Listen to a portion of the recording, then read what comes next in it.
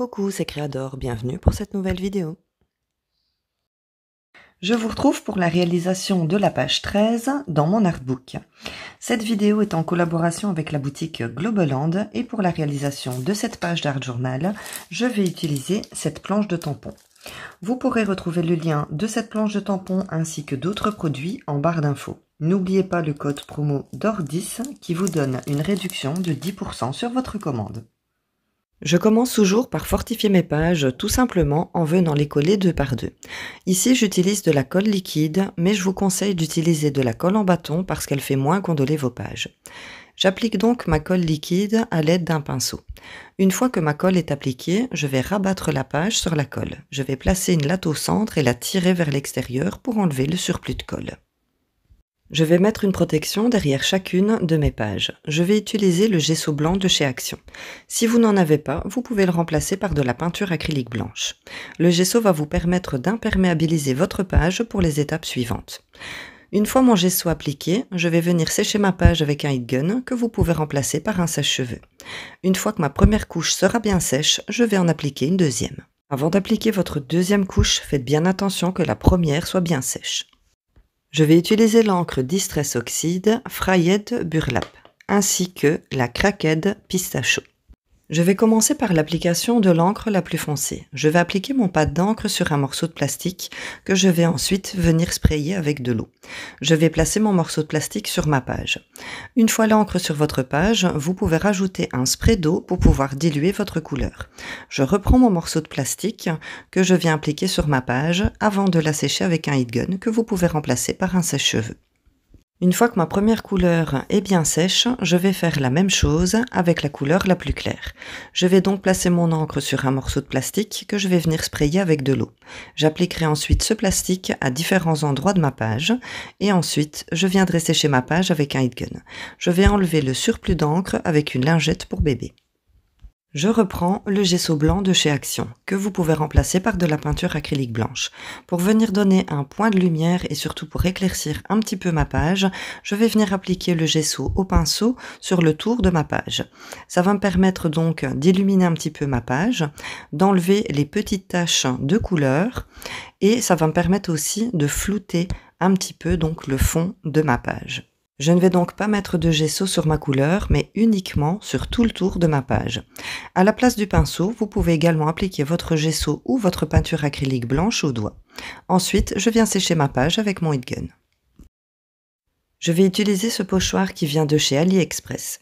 J'utiliserai également l'encre Argival Watering Can. Je vais appliquer mon pochoir aux deux extrémités de ma page, dans le haut de ma page droite et dans le bas de ma page gauche. Je vais appliquer mon encre avec une petite brosse. Je ne vais appliquer mon pochoir qu'aux deux extrémités de ma page pour pouvoir laisser le centre de celle-ci libre pour mes points focaux. Je vais utiliser un bloc de papier scrapbooking Mystery qui vient de chez Action. Je vais utiliser ce motif. J'utiliserai également un dies qui vient également de chez Action avec des cercles. Pour la réalisation de mes deux découpes, j'ai utilisé la machine de découpe de chez Action. Je vais venir coller ma première découpe sur ma page droite dans le haut de ma page. Je vais ensuite venir coller ma deuxième découpe dans le bas de ma page droite.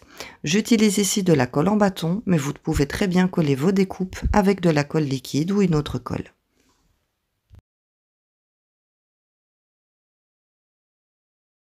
Je vais utiliser un bloc Creative Paper Collection qui vient de chez Action. Dans ce bloc, vous allez trouver des papiers, vous allez également trouver des petites cartes, des stickers, tout ce qu'il vous faut comme point focal pour votre page. Pour le collage de mes images, je vais utiliser la colle liquide Tacky Glue de chez Action. Je vais coller ma première image sur ma page droite au centre de mes deux découpes cercles.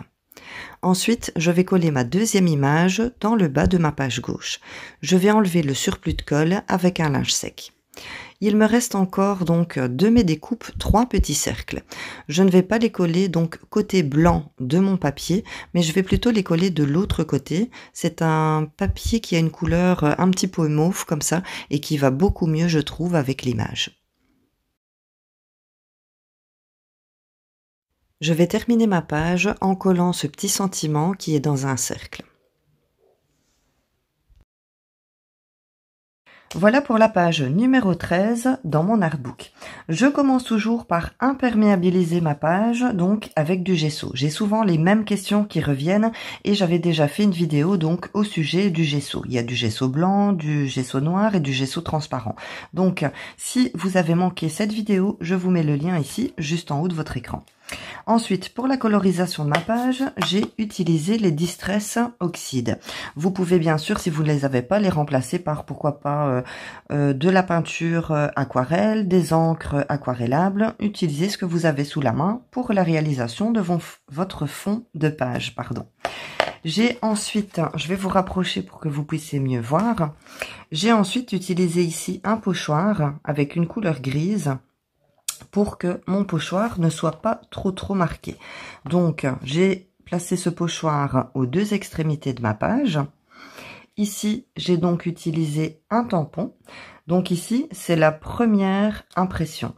Et ensuite, j'ai retamponné sans rajouter d'encre à l'opposé, donc dans le coin opposé de ma page. Pardon, un petit peu du mal à parler. Alors, pour les points focaux de ma page, donc ici et ici, j'ai donc utilisé un carnet de chez Action que je vais vous montrer. J'ai également utilisé un dies avec des cercles. Donc, si vous me suivez depuis un moment, vous savez que j'aime beaucoup utiliser les cercles donc dans mes créations. Donc, il y a deux pièces, une en haut, une en bas, et je suis venue coller mes images donc juste ici. Du dies, j'ai donc ici les cercles qui sont attachés. Et il y en avait aussi tout seul.